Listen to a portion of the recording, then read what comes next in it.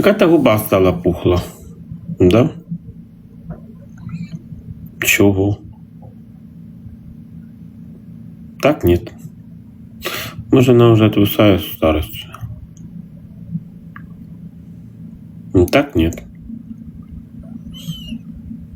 Хорошего дня, Лилит, под перца. Наш уши подделать. Отвисає, блядь. Як хуй висить. Дурак, блядь, кувел. Дурний. Як хуй висить.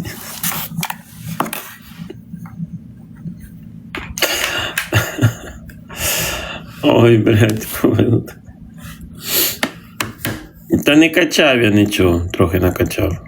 Ні. Це Томас, блядь, покусав. Може, трошки підпухло.